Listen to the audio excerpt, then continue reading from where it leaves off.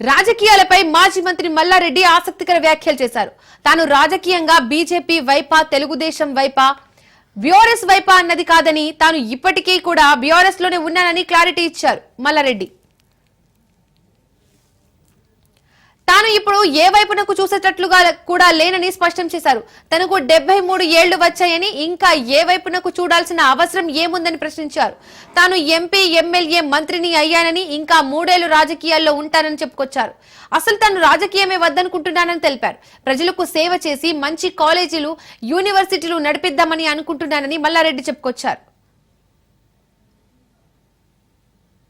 రాజకీయంగా బీజేపీ వైపా, తెలుగుదేశం వైపా లేక టీఆర్ఎస్ వైపా కాదు. నేను ఇప్పుడు టీఆర్ఎస్లో ఉన్నా. నేను ఇప్పుడు ఏ వైపు చూసేటట్టు కూడా లేను. ఇప్పుడు నాకు కూడా 73 సంవత్సరాలు అయింది.